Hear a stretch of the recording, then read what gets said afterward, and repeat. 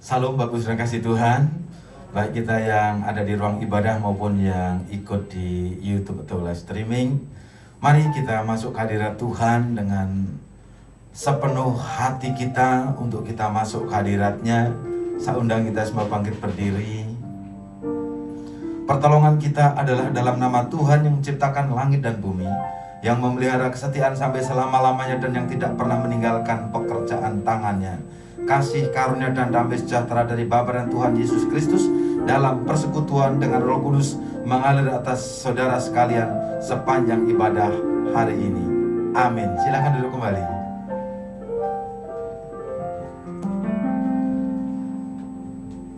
Shalom Bapak Ibu semuanya. Sekali lagi shalom. Kita harus semangat ya memuji Tuhan pada pagi hari ini, karena kasih-Nya, karena anugerah-Nya buat kita bisa ada pada pagi hari ini. Dan kita mau katakan bahwa Tuhan, kami mau memuji Engkau, kami mau menyembah Engkau Tuhan, karena kami percaya Engkau adalah Tuhan yang setia dan Tuhan yang kami andalkan dalam hidup kami, Tuhan yang kami percaya. Amin. Amin. Terima kasih Yesus, terima kasih Tuhan. Engkau Tuhan yang setia, waktumu selalu yang terbaik. Engkau Tuhan sandaranku, dan ku hanya berharap, dan ku hanya kan berharap padamu. Satu-satunya yang ku andalkan, satu-satunya yang ku percaya. Engkau sumber kekuatan, sumber pengharapan, sumber kedamaian. Satu-satunya yang ku andalkan, satu-satunya yang ku percaya. Engkau Tuhan memberkati, Tuhan penyembuhku, Tuhan pemulihku. Mari jemaat Tuhan katakan, Engkau Tuhan yang setia. Engkau Tuhan yang setia, waktumu selalu yang terbaik, waktumu selalu yang terbaik. Yes Tuhan. Engkau Tuhan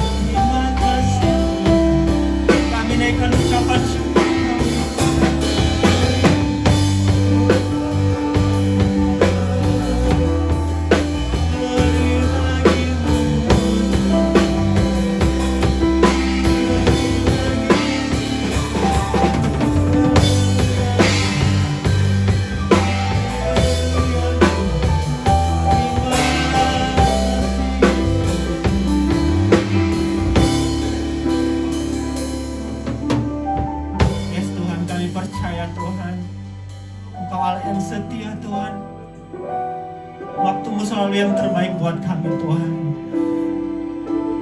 Terima kasih Yesus, terima kasih Tuhan. Kau sumber kekuatan dalam hidup kami. Kau sumber pengharapan dalam hidup kami Tuhan. Kau tak pernah meninggalkan kami Tuhan. Pada pagi hari ini kami mau katakan Tuhan, kami mau andalkan Engkau dalam hidup kami Tuhan. Kami percaya padamu Tuhan. Terima kasih Yesus, terima kasih Tuhan. Satu-satunya yang kuandalkan,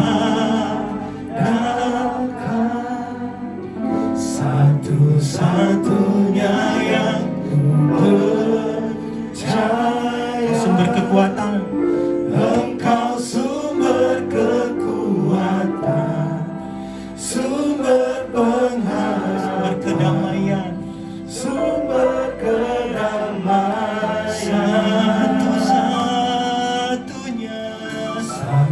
Satu-satunya yang kuandalkan,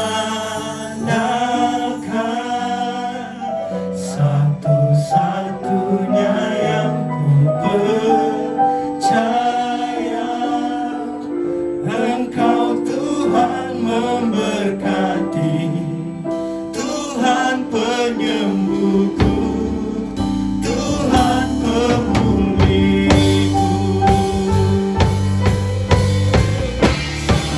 Satu-satunya yang kuandalkan,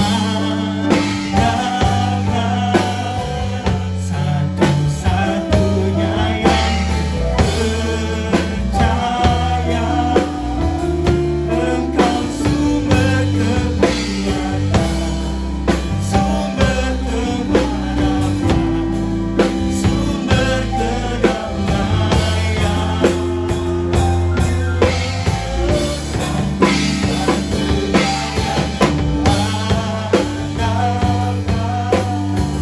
Satu-satunya yang percaya. Engkau Tuhan memberkati, Tuhan penyembuhku, Tuhan pemulihku.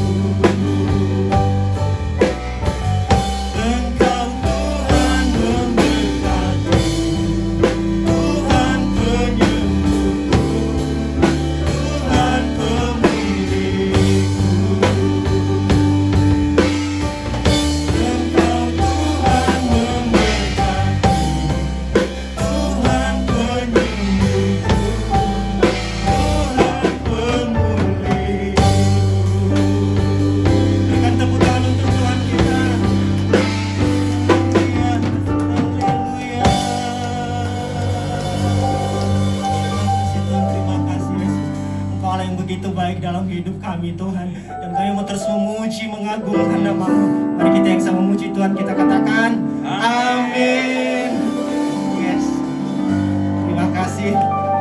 Terima kasih Tuhan, terima kasih Engkau Allah yang luar biasa Tuhan. Kami mau terus memuji Engkau. Mari kita katakan masuk gerbangnya bersyukur.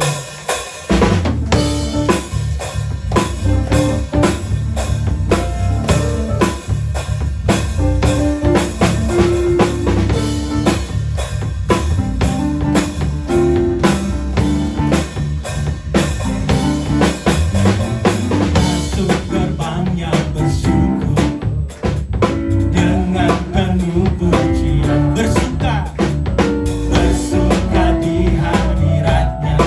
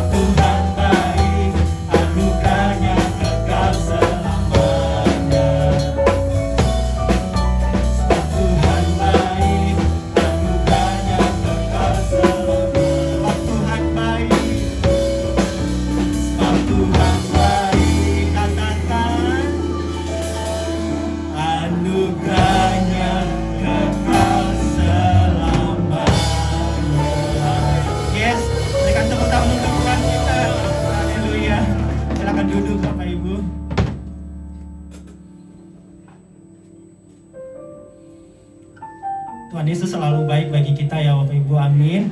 Amin, Dia sangat baik buat kita ya. Dan sebentar lagi kita akan mendengarkan firman-Nya. Karena kita percaya saat Tuhan berfirman, Dia berikan kekuatan dalam hidup kita. Firman-Nya menguatkan kita. Firman-Nya mengajarkan kita, firman-Nya menasihati kita untuk kita menjadi lebih baik lagi. Untuk menjadi orang-orang yang kuat, orang-orang yang beriman, orang-orang yang tangguh, yang selalu mengandalkan Tuhan dalam hidup kita. Amin. Amin. Mari kita angkat lagu ini, Ku Yakin Saat Kau Berfirman.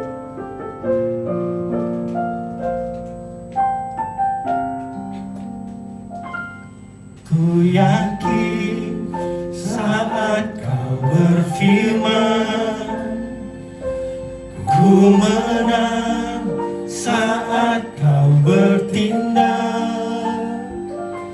Hidupku hanya ditentukan oleh perkataanmu.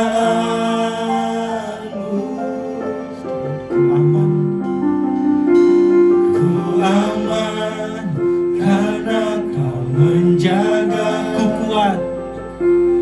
Ku kuat karena Kau menopang.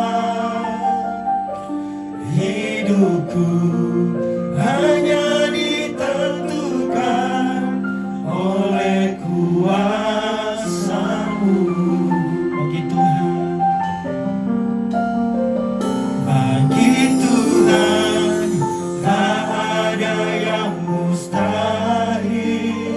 Bagi Tuhan tak ada yang tak mungkin. Mukjizat-Nya disediakan bagiku. Ku diangkat dan dimuliakan. Bapak Ibu, mari kita bangkit berdiri, katakan ku yakin. Ku yakin saat Kau berfirman, ku menang. Ku menang saat Kau bertindak.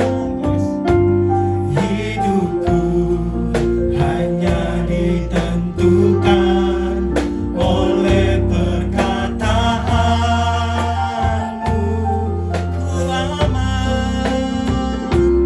Ku aman karena Kau menjaga.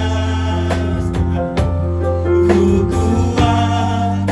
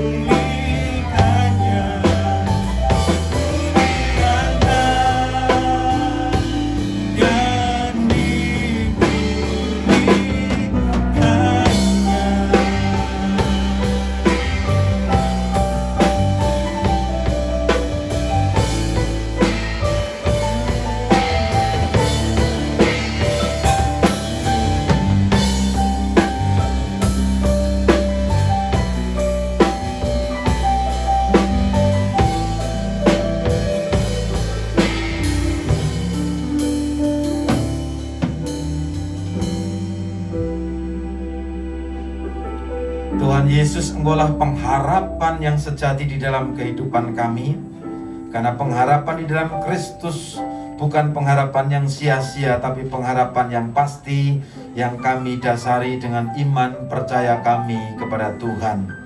Terima kasih jika pujian ini mengingatkan kami, tidak ada yang mustahil bagi Tuhan, dan tidak ada yang mustahil bagi kami orang yang percaya kepada Tuhan.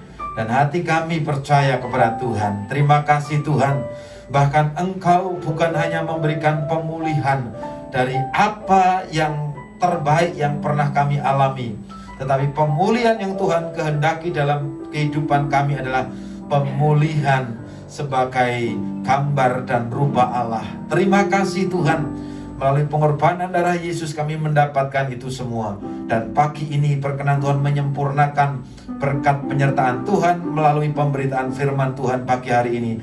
Dalam nama Tuhan Yesus kami siap untuk menerima firman-Mu. Haleluya. Amin. Silahkan duduk Bapak Saudara semua. Salam semuanya Bapak Ibu Saudara, puji Tuhan. Pertama kali saya sampaikan turut berempati, turut berduka cita, sekaligus juga turut sepenanggungan. Karena selama seminggu ini kita ditinggal oleh orang-orang yang kita kasihi. Tanggal 27 Juli, Bapak Johnny Francisco, suami dari Ibu Terry, yang 2 minggu lalu berarti atau minggu lalu? 2 minggu lalu ya, duduk di belakang. Terakhir masih ngasih nasihat ke Mak Ratna. Yang 2 minggu lalu duduk di belakang Mak Ratna bilang, berobat ke rumah sakit ini bagus gitu. Rupa-rupanya itu pesan terakhir bahwa hari Rabu besok saya terakhir berobat di rumah sakit ini. Mak, gantian ke sono ya, gantiin saya, kira-kira begitu. Dan hari Jumat kemarin ya, Jumat atau Kamis ya.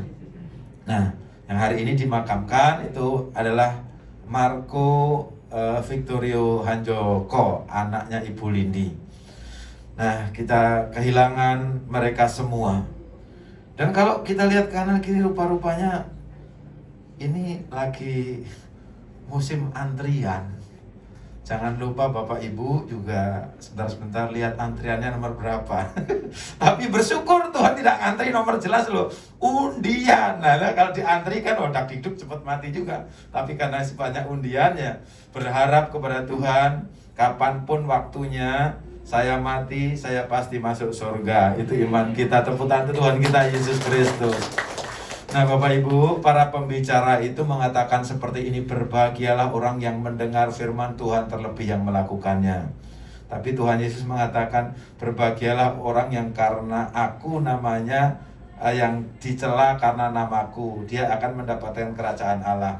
Tidak berlebihan kalau pagi hari ini kita sama-sama katakan bahwa yang berbahagia adalah mereka yang punya harapan.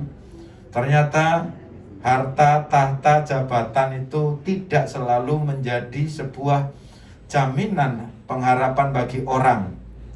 Ada orang terkaya nomor sekian di Jerman, kurang apa sih? Tapi karena tidak ada harapan lagi, kasur yang tingginya 1 meter mungkin lebih dikit ditinggalkan. Tidurnya di mana? Tidurnya di perlintasan kereta api. Ya wassalam, kereta lewat gitu.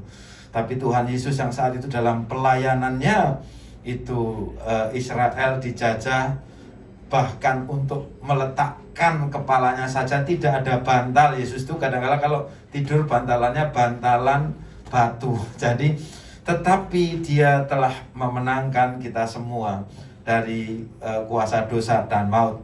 Bapak Ibu, tema besar kita masih sehati dengan Tuhan dan seirama dengan orang percaya. Dan kita akan ambil topik masih ada harapan. Mari kita sama-sama katakan masih ada harapan. Berani tulis kanan kiri, masih ada harapan Pak? Oh masih. Kita akan baca dari 2 Raja-Raja 5 ayat 1-5.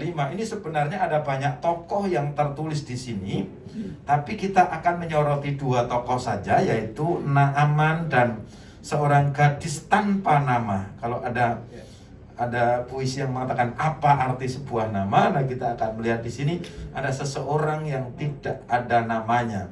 Jadi karena ini budak, mungkin kalau budak itu tidak dikasih nama Yusman, Alim, David, enggak, kasih nomor 1.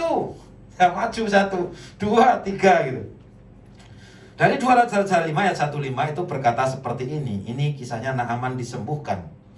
Naaman panglima Raja Aram adalah seorang terpandang di hadapan tuannya dan sangat disayangi.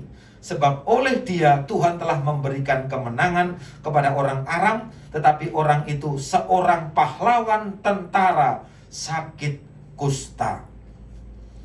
Ibu Linda hari ini tidak hadir. Dia ikut pemakaman Marco. Jadi Ibu Linda, satu anggota kaum wanita ini pernah sakit kusta tapi sembuh. Nah itu kalau itu bisa kesaksian di sini kalau firmannya seperti ini. Yang kedua, tapi tenang udah sembuh tidak nular. Yang kedua, orang Aram pernah keluar bergerombolan dan membawa tertawan seorang anak perempuan dari negeri Israel. Ia menjadi pelayan pada istri Naaman. 3. Berkatalah gadis itu kepada nyonyanya, sekiranya tuanku menghadap nabi yang di Samaria itu, maka tentulah nabi itu akan menyembuhkan dia dari penyakitnya. 4. Lalu pergilah Naaman memberitahukan kepada tuannya, katanya, begini-beginilah dikatakan oleh gadis yang dari negeri Israel itu. Nah begini-beginilah itu banyak. Dia curhat-curcol sama rajanya. Maka jawab Raja Aram, baik, pergilah dan aku akan mengirim surat kepada Raja Israel. Lalu pergilah Naaman dan membawa sebagai persembahan 10 talenta perak dan 6.000 sikal emas dan 10 potong pakaian. Jadi Aram ini beda negara dengan Israel. Saat Naaman ini sakit, dia pergi ke Israel, dia bawa persembahan 10 talenta perak dan 6.000 sikal emas dan 10 potong pakaian. 1 talenta itu kalau di 34 kilo ya, itu kalau di 1 talenta itu kalau dikurskan sekarang itu 442 juta. Jadi kalau 10 talenta itu 442 juta kali 10 itu berapa? Ya? 4M ya? 4M. Nah, kemudian 4 ya, hampir 4,5 M lah ya. Kemudian dia membawa persembahan apa lagi? 6.000 sikal emas. Nah, ini kira-kira 50 M. 50 M. Kemudian 10 potong pakaian. Jangan bayangkan pakaian di Tanah Abang. Murah. Dulu susah sekali untuk membuat pakaian. Bapak Ibu. Kemudian ini saya potong sampai di sini, tetapi di ayat yang ke-6 sampai ayat yang ke-27 itu cukup menarik, karena itu saya akan sisipkan dulu. Akhirnya Naaman dia pergi ke Elisa. Pada saat sampai ke rumah hamba Tuhan, itu hamba Tuhan tidak keluar. Yang disuruh bujangnya, namanya Gehasi. Cuman bilang begini, ini bos bilang Jenderal Naaman nyemplung aja di kali depan gitu. Marah dia. Dia gusar, marah, dia bilang, saya kira di sini saya ini kan jenderal bintang 4. Ya, si Sambo aja bintang 2 aja. Bintang 4 suruh nyemplung di kali Comberan, dia bilang, bukankah kali di negara saya itu lebih bersih gitu. Saya itu apa, saya jenderal pendeta begitu aja. Sombong amat yang kita begitu. Lalu pembantunya dibilang, siap jenderal, ikutin saja. Akhirnya dia nyemplung di situ, kustanya jadi sembuh. Dan setelah itu dia membawa persembahannya ke Elisa. Persembahannya berapa tadi? 4,5 M. Itu dalam wujud apa? Perak. Kemudian karena waktu itu untuk transaksi tidak pakai uang, pakai perak dan emas. Kemudian peraknya itu kalau dihitung-hitung setengah berapa? 4,5 M. 4,5 M sama emasnya itu 50 M. Mau diterima enggak? Enggak kenal loh, datang bawa gitu. Wah mikir ya, nah ditolak loh. Udah saya enggak perlu. Kemudian dia minta tanah saja. Naaman tuh minta tanah sekarung supaya dia bisa membuat mezbah sembahyang di negaranya. dengan menyebut nama Tuhannya orang Israel ini. Nah, lalu dia pulang. Pembantunya ngiler, 50 M ini, 4,5 M ini. Dia pulang. Gehazi pembantunya kejar. Pelingak-pelinguk, udah Elisa nggak ada, dia kejar. Kemudian tahu ada orang kejar, berhenti kereta. Berhenti, ada apa gitu. Dia bilang, begini. Dia bilang kira-kira, ada pewahyuan mendadak dari pendeta Elisa. Pewahyuan apa? Barusan ada 2 pemuda, ini murid sekolah Alkitab lah gitu. Jadi sekolah Nabi dari Efraim. Dia datang ke situ dan kemudian Tuan Elisa menyampaikan supaya 2 pemuda ini diberikan persembahan gitu. Lalu dikasih perak, 1 orang 1 talenta. Jadi 1 orang 1 talenta. Kemudian akhirnya karena dia bilang ada 2 murid sekolah Alkitab, dikasih 2 talenta. Jadi 1 orang dapat 442 juta sama 1 kain. Nah, ngiler dia. Tapi sebenarnya dia tidak ada 2 murid sekolah Alkitab.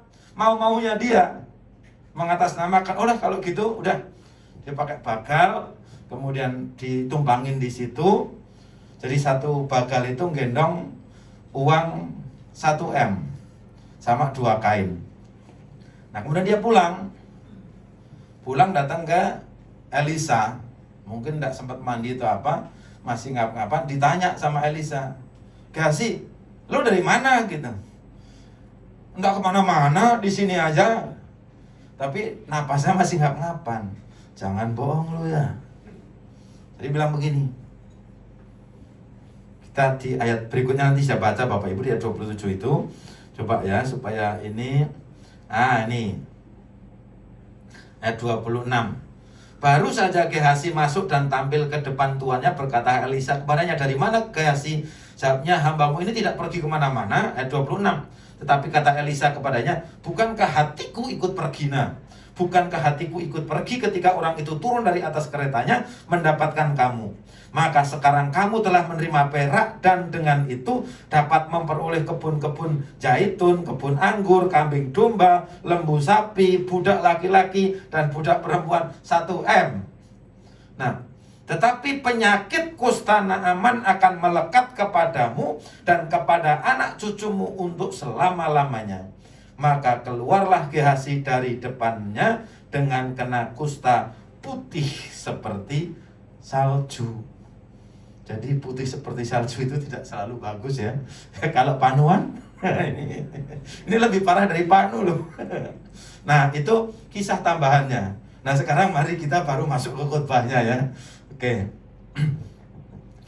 Jadi masih ada harapan bagi orang percaya melalui apa? Melalui penyadaran diri seperti yang dialami oleh Naaman, sang jenderal Aram pada kisah 2 Raja-Raja 5 ayat 1 sampai 5 tadi. Nah, pelajaran apa yang bisa kita terima pada pagi ini Bapak Ibu Saudara? Pelajaran pertama adalah bahwa manusia itu sangat ringkih. Naaman itu bukanlah sembarang jenderal. Ayat 1 itu menyebutkan Naaman panglima Raja Aram adalah seorang terpandang di hadapan tuannya dan sangat disayangi, sebab oleh dia Tuhan telah memberikan kemenangan kepada orang Aram. Nah, Naaman ini bahasa aslinya itu apa arti sebuah nama kan gitu. Artinya itu Naemen, artinya sesuatu yang menyenangkan, sesuatu yang menimbulkan kesukaan. Tadi saya sebutkan bahwa Naaman ini jenderal bintang 4, bukan sembarang jenderal, tetapi ini jenderal Aram, negara yang cukup berpengaruh di dalam kemiliterannya. Pada zaman itu, jadi sersan saja atau jadi kopral tentara Aram saja, itu sudah petentang-petenteng Bapak Ibu. Bangga setengah mati, sangat ditakuti di mana-mana. Dan dia bukan cuma jenderal, tetapi Naaman ini panglima seluruh tentara kerajaan Aram. Cukup sampai di situ belum. Dan Naaman ini kesayangan raja, bahkan sebutkan bahwa Tuhan pun memberi kemenangan menyertai dia. Nah, dan Naaman ini juga orang yang paling dekat dalam lingkaran ring 1 di sekitar raja. Nah, kedudukan itu dia peroleh bukan karena tipe penjilat, tetapi karena memang Naaman ini punya kemampuan dan reputasi yang memang teruji di medan perang. Ayat 1 itu mengatakan, oleh dia Tuhan telah memberikan kemenangan pada orang Aram. Nah, kita bisa bayangkan, ia adalah seorang yang paling top, the best, orang super lah di kerajaan itu. Punya segala kebanggaan, itulah Naaman. Naaman yang menyenangkan. Satu sisinya seperti itu. Nah, hal ini membuat kita bisa terpesona dan terkagum-kagum. Wah, ini orang sempurna sekali ya. Oke, ada orang seperti itu. Apakah Naaman ini dewa? Bukan.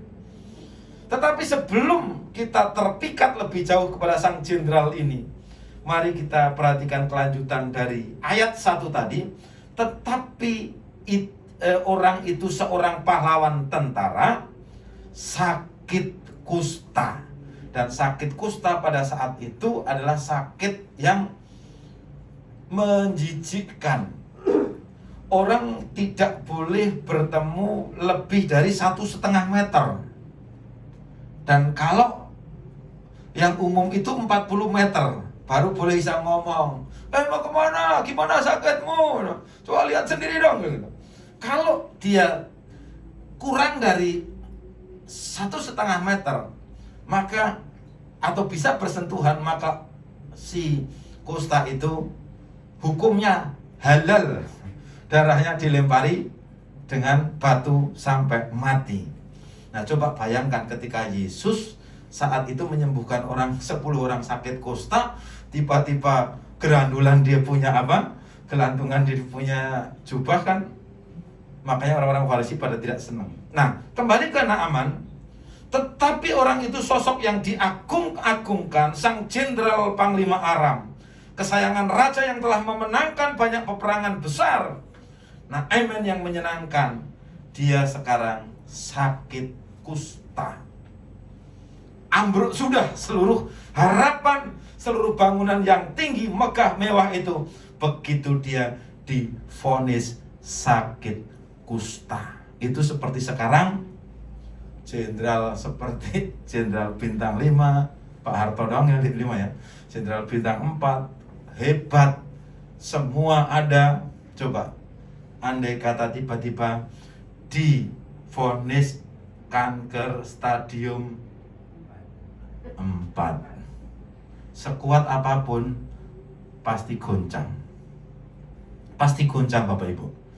Kalau sekarang divonis COVID sih, tenang, enggak apa-apa gitu ya.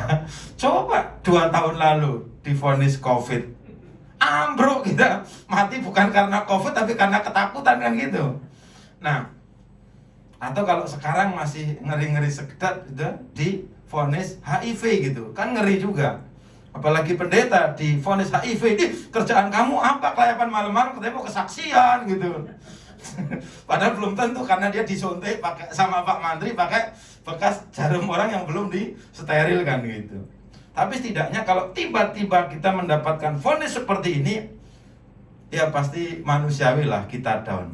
Nah, Bapak Ibu, ingat bahwa manusia itu pada hakikatnya seperti itu.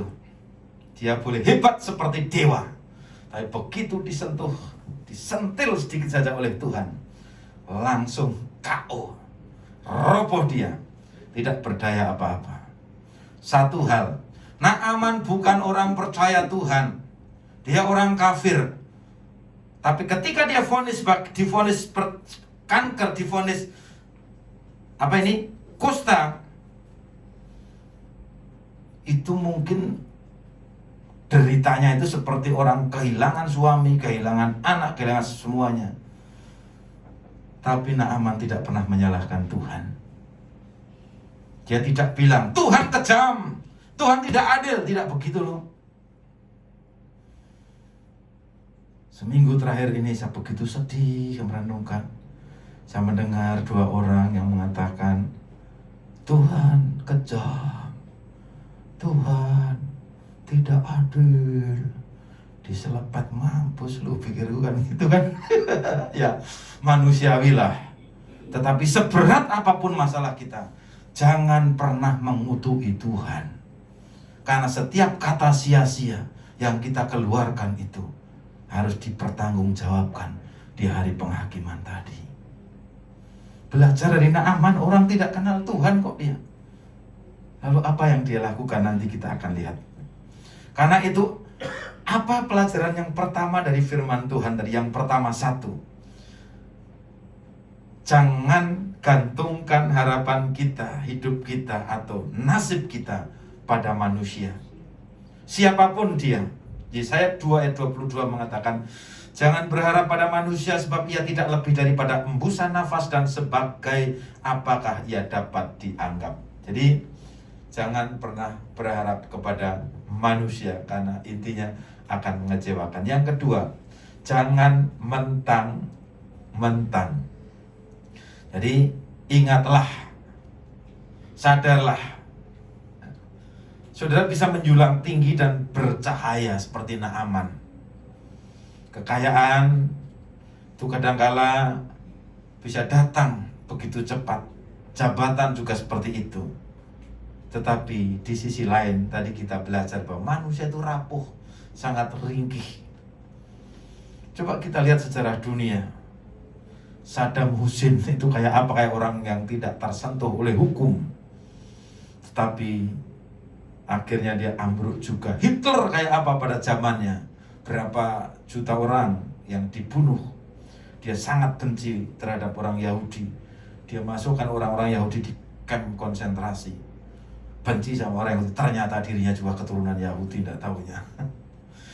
Nah, betapa tegarnya mereka ketika berada di puncak kekuasaan. Mungkin tidak ingin apa-apa lagi, tetapi akhir hidupnya mereka menyakitkan diri.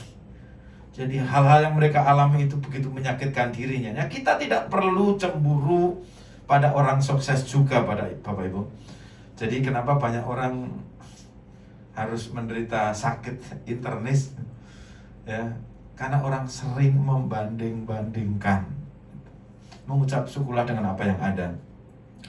Nah, seharusnya ketika kita menyaksikan orang sukses di sekeliling kita, kita harusnya bersyukur, kita mendoakan, ya, kemudian kita ikut senang, gitu.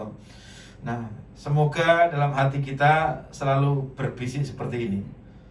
Semoga jangan sampai lupa diri karena di atas langit masih ada langit. Jadi jangan ngiri sama orang lain, tapi teruslah berharap kepada Tuhan.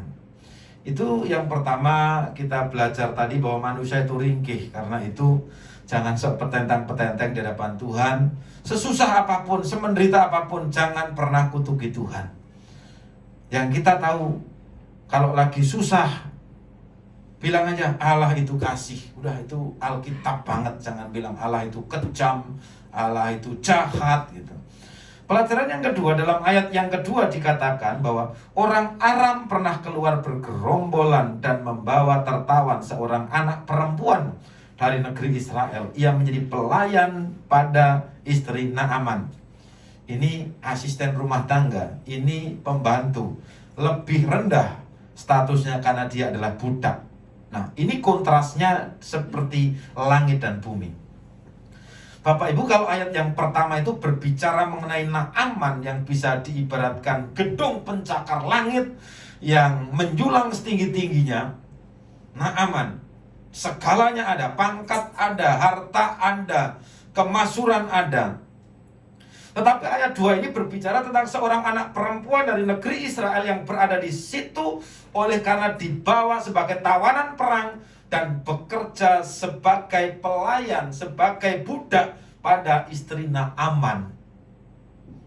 Ayat 1 menampilkan seseorang yang memenuhi semua kualifikasi dan persyaratan untuk dapat disebut sebagai the best. Kalau bahasa sekarang itu apa ya? The man of the year lah gitu. Ya, jadi tokoh paling sukses dan paling kesohor, Naaman, seorang jenderal bintang 4. yang Tuhan pun ikut terlibat memberkati dia. Ayat 2 menampilkan seseorang yang memenuhi persyaratan dan semua kualifikasi untuk disebut sebagai orang yang bukan orang. Apa sih? Kalau orang Jawa bilang ora diuwongke gitu loh. Orang yang bukan orang. The laws of the laws, mungkin gitu ya. Kenapa? Yang pertama, dia tidak punya nama. Sama seperti, jadi budak itu udah kelasnya sama seperti cacing, semut, kecoa gitu loh. Jadi mau panggil kecoa, mau panggil apa-apa aja. Nomor 1, nomor 2, nomor 3, enggak ada nama. Artinya enggak ada reputasi. Yang kedua, gadis ini yang pertama tidak punya nama, yang kedua dia tawanan perang.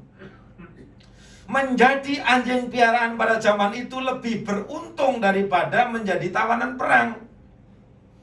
Jangankan zaman dulu, sekarang aja tanya Bu Teri yang anak suka anjing, itu makanan anjingnya anak itu sama makanan saya lebih bergizi makanan anjing dia kali ya. Jadi waktu itu ya, jadi anjing piaraan pada zaman itu lebih beruntung daripada jadi budak. Karena budak itu sudah benar-benar ya tidak diorangkan, orang yang bukan orang tadi. Yang ketiga, statusnya perempuan lagi. Zaman itu perempuan jadi warga kelas nomor 2 atau 3 barangkali. Yang keempat, ini anak-anak masih remaja dibawa ke jadi tawanan perang. Nah, ini semua adalah kualifikasi orang yang serendah-rendahnya. Lalu pelajaran yang kita dapat dari ayat-ayat ini adalah, mari Bapak Ibu kita ingat bahwa di dunia ini tidak hanya ada orang-orang yang seperti Naaman, tetapi ada juga orang-orang yang seperti budak perempuan Israel ini. Pertanyaannya, saya di posisi Naaman atau saya di posisi budak tadi? Tidak ada pilihan. Tengah-tengah Pak. Oh, enggak nawarin itu. Sekarang di posisi yang semua ada atau yang semua tidak ada. Semuanya sih orang pas-pasan dua-duanya ini. Bedanya apa? Pada saat Naaman ini pas butuh, pas ada. Tapi pada saat gadis ini pas butuh, seringan pas tidak ada gitu. Jadi gadis ini orang bilang wong cilik ya, kaum marginal, orang-orang pinggiran.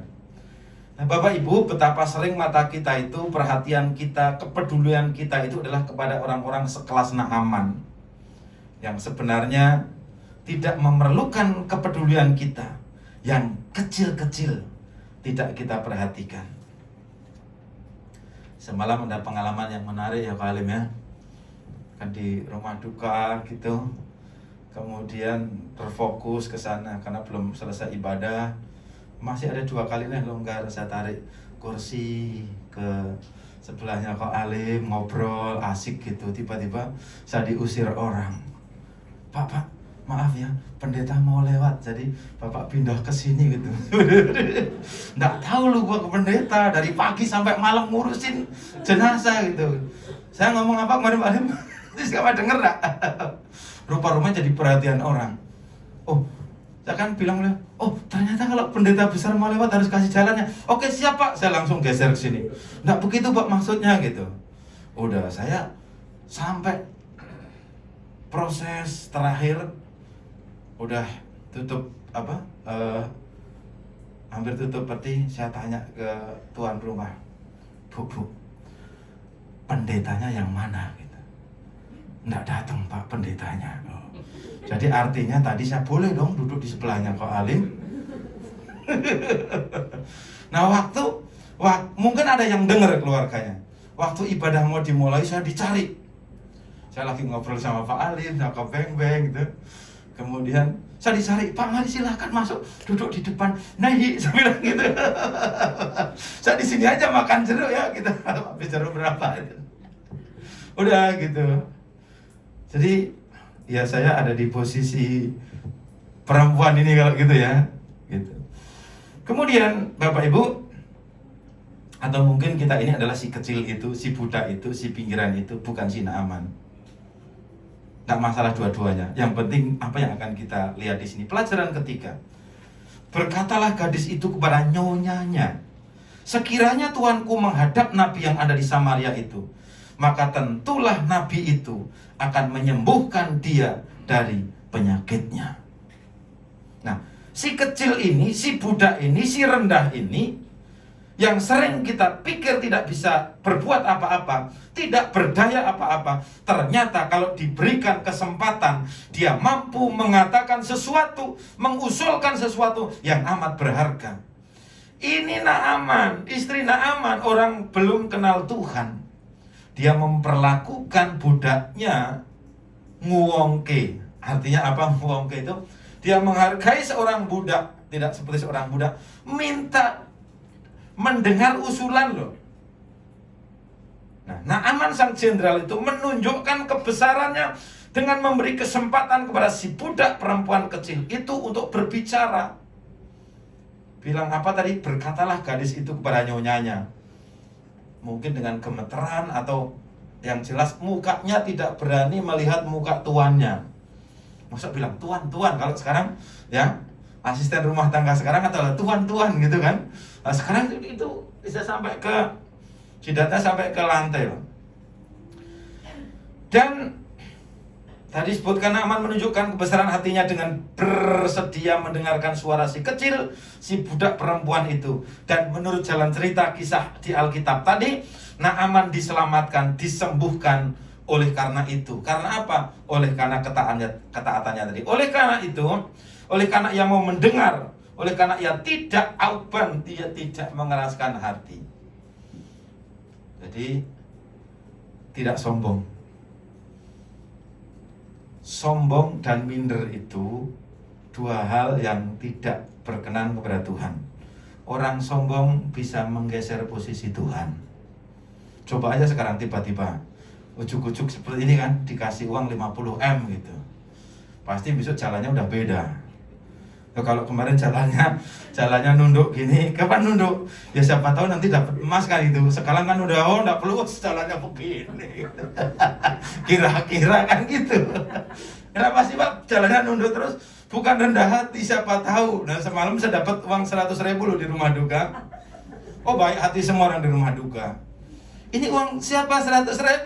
Nah, ya para pura-pura bego atau para sungkan gitu. Nggak ada yang ngaku, ya udah akhirnya polisi ambil, taruh di titipin di sebelah kota gitu. Coba di jalan ada orang, di begini kayak gitu. Kalau di mall bukan rumah duka, pasti sepatunya geser dikit gitu-gitu. Coba kukur gitu. Pengalaman nih ya. Apalagi dapat emas. Puji Tuhan. Ya sampai mana tadi? Pelajaran keempat, si budak perempuan itu ternyata bisa melakukan sesuatu. Bahkan melakukan sesuatu yang pada akhirnya membawa kesembuhan dan keselamatan bagi tuannya. Selamat bukan hanya fisiknya sembuh dari sakit kusta, tetapi dia minta tanah sebagor sekarung untuk membuat mezbah di negaranya. Dan dia mengatakan tidak ada Allah lain selain Allahnya orang Israel. Beri tepuk tangan untuk Tuhan kita Yesus Kristus. Dan Allah yang kita sembah itu adalah Allah yang telah menyembuhkan kita dari kusta rohani. Dan kita mendapat mezbahnya sekarang. Kita membawa pujian, doa, penyembahan roh, jiwa, dan tubuh kita di dalam doa-doa kita setiap hari. Allah yang kita bawa dari sana yang kita panggil dalam pribadi Tuhan Yesus Kristus. Jadi sesuatu yang siapapun, termasuk Naaman sendiri, tidak pernah berani berharap atau bermimpi bahwa itu bisa terjadi, yaitu sembuh dari kusta. Kalau dia tidak ketemu budak ini kan pasti dipecat, diasingkan. Nah, ini yang luar biasa. Nanti bisa minta tolong Pak Biman kita angkat pujian nanti. Segala perkaraku kuserahkan padamu. Ya, sip. Yang luar biasa bahwa ketika Naaman sang jenderal itu mengatakan, habis sudah diriku. Coba divonis begitu. Jadi Bapak Ibu begini. Begitu kita mendapatkan masalah, itu 5 detik pertama itu sebenarnya deteksi secara cepat siapa diri kita, seperti apa karakter kita. Nah, ini juga akan mempengaruhi tentang gelombang otak. Tiba-tiba terjadi sesuatu, jebret, modiar. Nah, begitu bilang modar itu udah langsung gelombangnya itu udah gelombang beta, itu gelombang tidak bagus. Begitu terjadi sesuatu yang sama, tapi orangnya beda, satu bilang modar, satu bilang terpujilah nama Tuhan, mampukan untuk aku mengerti hal ini. Itu gelombang alfa yang akan membuat tetap kita damai sejahtera. Nah, itu akan berpotensi mempengaruhi kepada detak jantung, kemudian kepada aliran darah, kemudian asupan oksigen yang ada di otak pengaruhi. Nah, ketika kita menghadapkan sesuatu lalu kita tiba-tiba stres, mengatakan bilang mampus atau habis saya, itu seperti kayak iklan pompa air Shimizu itu, sedotannya kuat, apa gitu. Itu kalau sampai ke otak, kemudian oksigennya kurang, stroke mendadak. Tetapi ketika jantung kita ritmenya detak itu normal, masalahnya sama. Waktu istri saya dengar kecelakaan gitu, kemudian dia patah-patah udah ndak karuan gitu, saya cuman bisa bilang Tuhan pasti tolong. Nah, itu yang aman mempengaruhi berikutnya. Nah, Bapak Ibu, jadi si budak kecil itu berkata dengan yakinnya ketika Naaman bilang tamat semuanya. Mungkin marah-marah juga ya, namanya jenderal juga ya. Ya kalau sekarang pakai pistol, dor gitu. Tapi si budak kecil ini berkata dengan yakinnya, tidak Tuhan, masih ada harapan. Ada nabi Tuhan di Samaria. Dia tidak ngomong langsung loh, dia ngomong ke nyonyanya. Yang ngomong ke itu dia istrinya Naaman kemudian. Nah, kebesaran dan kehebatan manusia itu satu saat pasti akan mentok. Ada yang namanya hopeless, ada yang namanya helpless, ya. Tidak ada harapan lagi. Tetapi iman, bahkan iman seorang budak kecil, iman seorang budak kecil yang tidak punya nama, dia seorang tawanan, dia perempuan, kemudian apalagi satu lagi, orang yang paling rendah di antara strata masyarakat. Bapak Ibu, kita melihat bahwa gadis tadi mengatakan selalu ada harapan. Hari ini posisi kita, kalau toh saudara jadi Naaman, jenderal yang semua ada, tapi kosta, mau apa? Tetapi kalau hari ini, andai kata kita di posisi sebagai seorang budak perempuan tadi, yang tanpa nama, paling rendah, perempuan di masyarakat kelas 2, tidak ada harapan karena dia budak, bahkan hak warga negaranya juga ada. Tetapi dia mampu memberikan secercah harapan. Dia mengungkapkan bahasa imannya di tengah-tengah penderitaannya. Inilah salib yang dia pikul. Dan dia didengarkan, dia didengar oleh tuannya.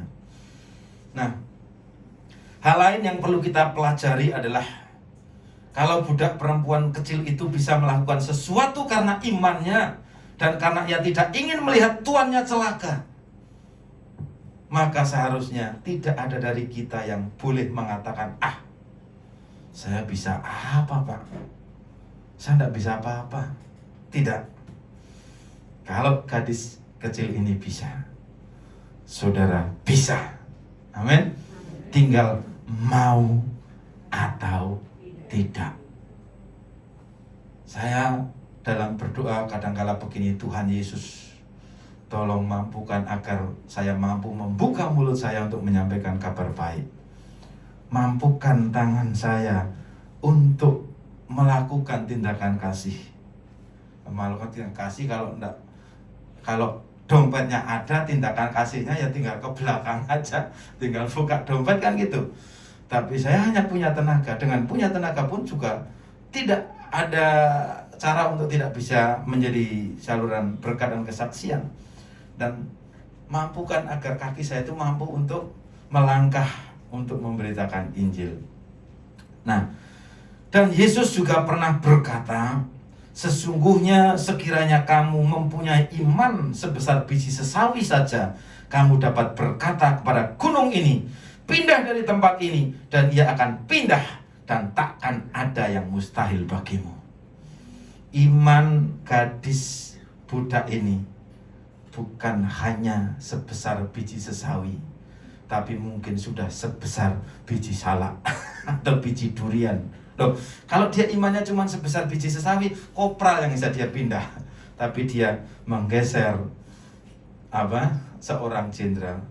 Ketika Tuhan Yesus mengatakan, sesungguhnya sekiranya kamu mempunyai iman sebesar biji sesawi saja, kamu dapat berkata kepada gunung ini, pindah dari tempat ini, dan ia akan pindah, dan takkan ada yang mustahil bagimu. Satu sisi ini penghiburan, tapi satu sisi ini juga merupakan sentilan bagi kita. Artinya, kalau kita punya iman tidak besar, cukup sebesar biji sesawi saja, yang penting utuh, maka kita akan mampu melakukan perkara-perkara sampai happy ending, sampai akhir yang finish. Untuk apa kita sok merasa punya iman sebesar biji alpukat tetapi tidak utuh? Dan artinya juga kalau kita punya iman kecil tetapi utuh, kita bisa memindahkan gunung. Apalagi iman kita sebesar biji yang paling besar, biji apa? Biji mangga. Itu akan, gunung-gunung akan dipindahkan. Mari Pak Wiman, kita angkat pujian segala perkaraku. Saya undang para pelayan perjamuan kudus untuk maju ke depan, dan persekutuan dengan tubuh dan darah Yesus ini adalah satu-satunya pengharapan yang luar biasa untuk hidup kita. Karena bersama dengan Yesus kita mampu melakukan perkara-perkara yang tidak mampu kita kerjakan. Mari diakan Mary, diakan David, Elsa bantu suaranya. Segala perkaraku, perkaraku ku serahkan padamu, Allah pembelaku. Segala kuatirku, segala kuat ku taruh di kakimu, ku taruh di kakimu, Allah pemeliharaku.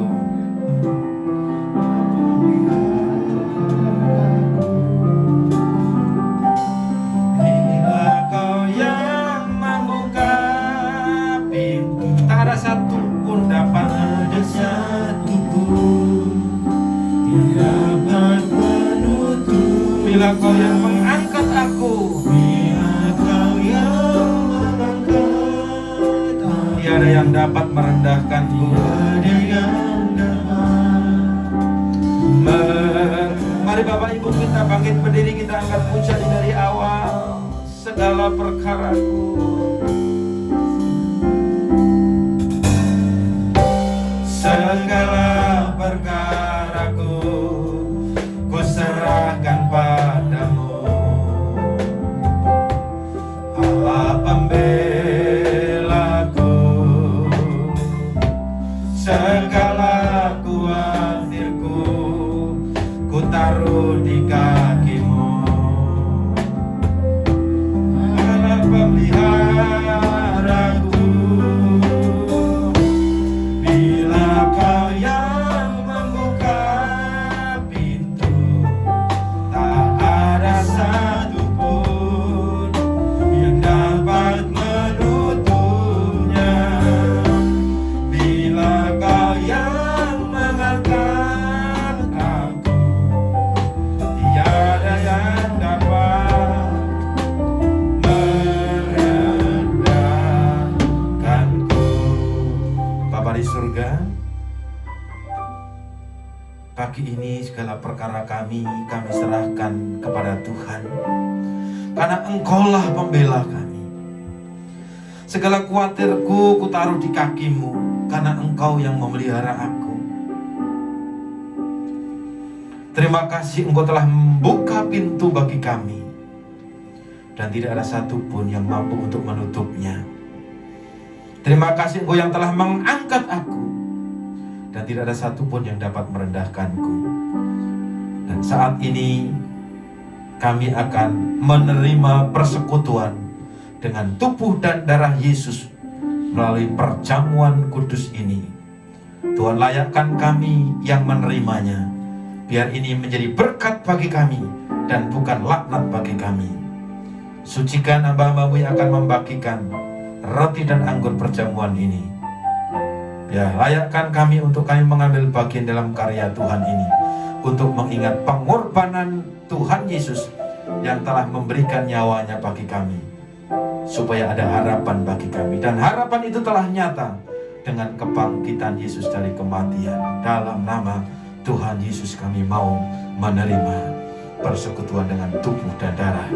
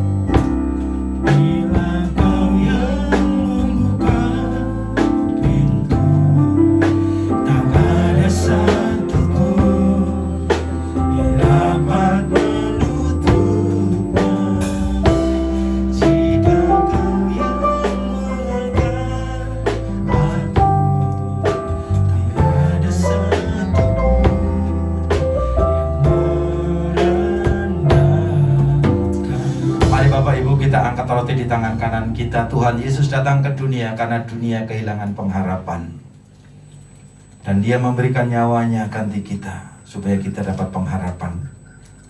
Dan pengorbanan dirinya telah mengubah nasib, mengubah kutuk menjadi berkat. Mari kita mengaku setiap dosa kita, dan biarlah anugerah Tuhan mengalir atas kita. Tuhan Yesus berkata, "Akulah roti hidup yang turun dari sorga. Barang siapa makan roti ini, ia akan hidup untuk selama-lamanya. Dan roti yang aku pecah-pecahkan bagimu adalah tubuhku sendiri." Mari kita terima persekutuan dengan tubuhnya untuk mengingat akan pengorbanannya dalam nama Tuhan Yesus Kristus.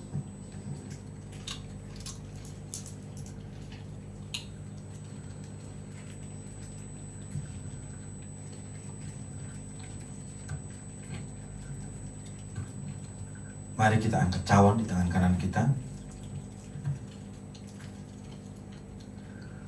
Ya, yang berkata, "Barang siapa makan dagingku dan minum darahku, ia tinggal di dalam aku." Inilah darah perjanjian baru oleh darah Yesus, dan kita akan bersekutu dengannya untuk pengampunan dosa kita dalam nama Tuhan Yesus Kristus.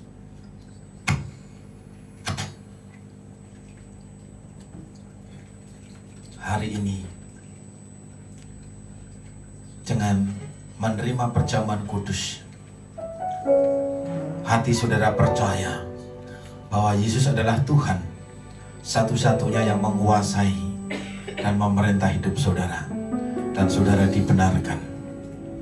Hari ini mulut kita mengaku bahwa Yesus sudah bangkit dari kematian, dan saudara diselamatkan, dan kita akan mendapatkan kebangkitan bersama dengan orang-orang percaya.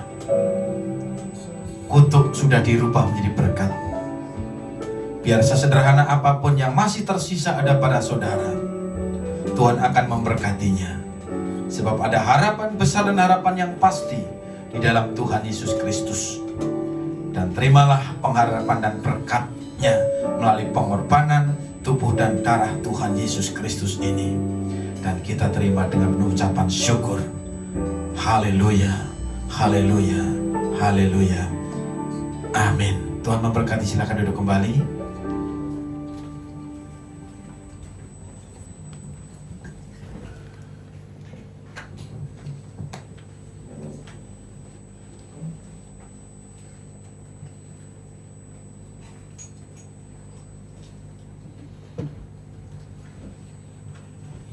Terima kasih untuk Bapak Gembala yang sudah menyampaikan firman Tuhan pada siang hari ini ya, yang begitu menguatkan kita ya. Kita masih punya harapan di dalam Tuhan. Amin, amin. Biar Bapak Gembala dipakai lebih luar biasa lagi untuk memberitakan firman-Nya.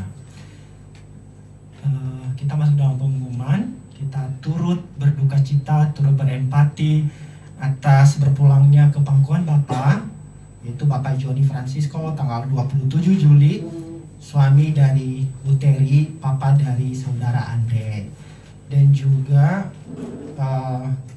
Marco Victorio Hanjoko ya pada tanggal 5 Agustus kemarin, anak dari Bu Lindi ya. Tuhan lebih sayang mereka telah mengakhiri pertandingan, tinggal tugas kita sekarang yang masih ada di dunia ini. Kita terus bertanding melakukan yang baik. Amin. Oke. Kita juga menyambut bagi Bapak Ibu yang baru pertama kali hadir di tempat ini, ada? Mungkin boleh berdiri.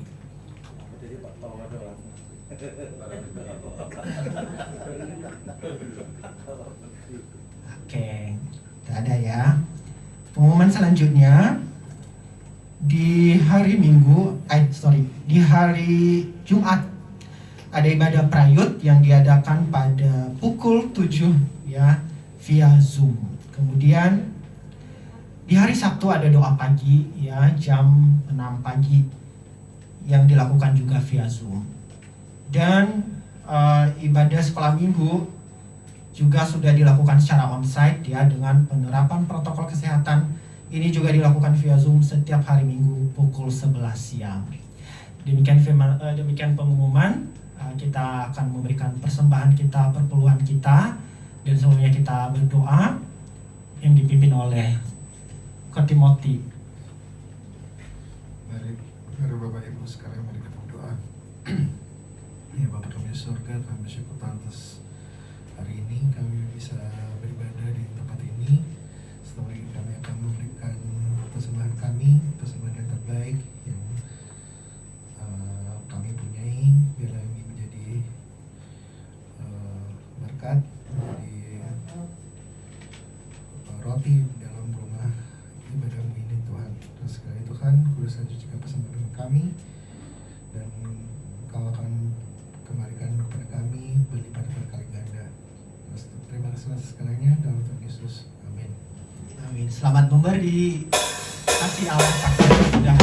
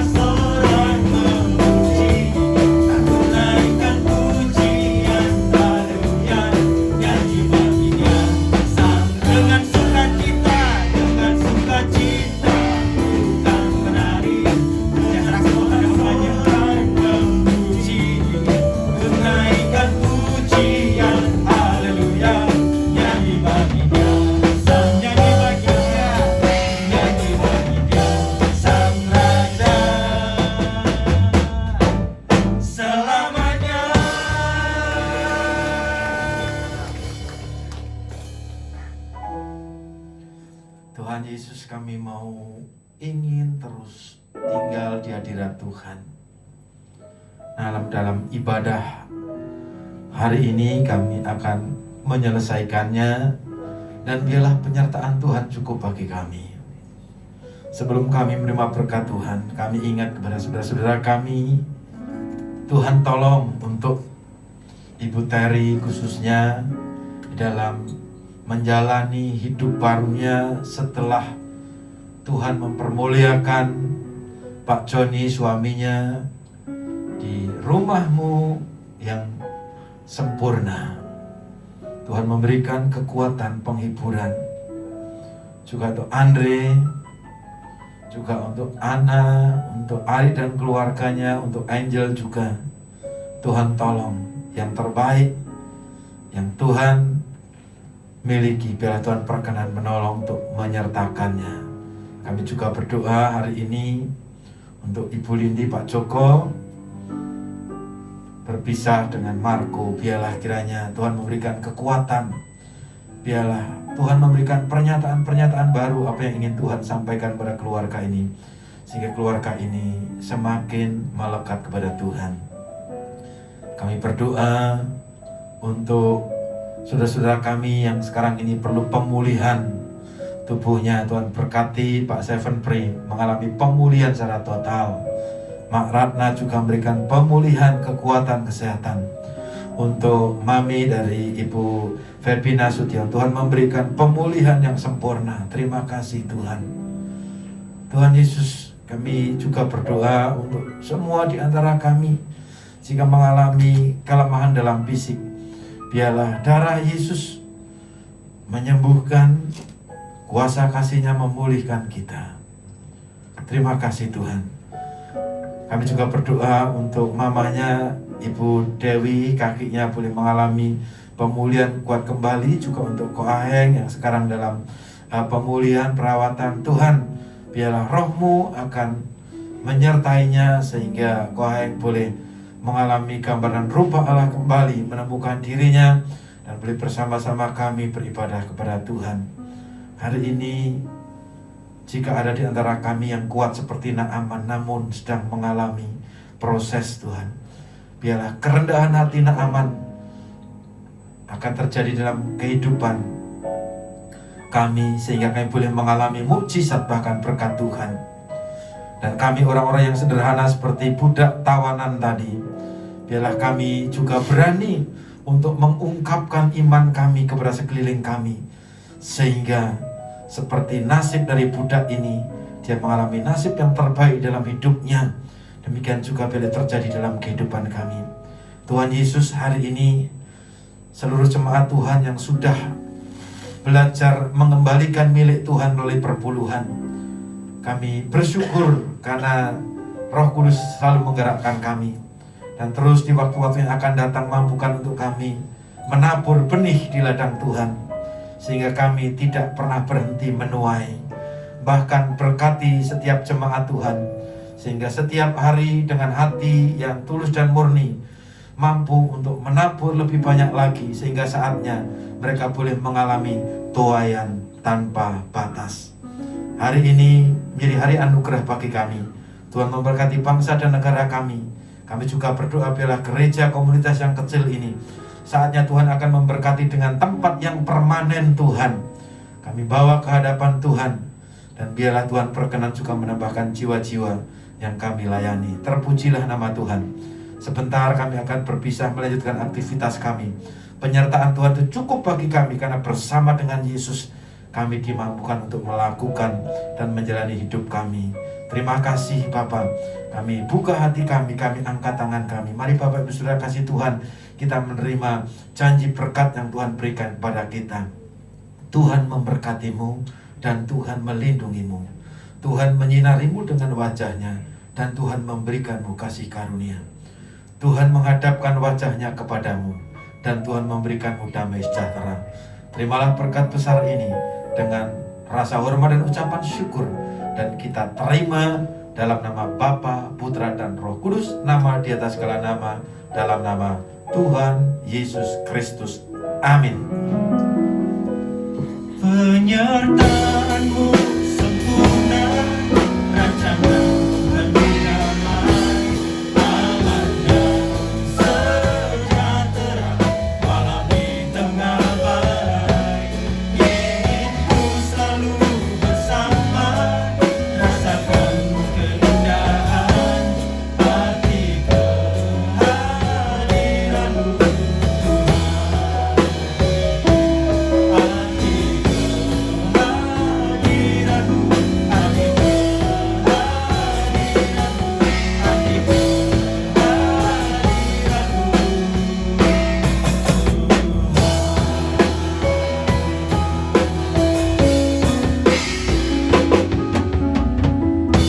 Silakan duduk Bapak Ibu. Mari kita bersaat teduh sejenak.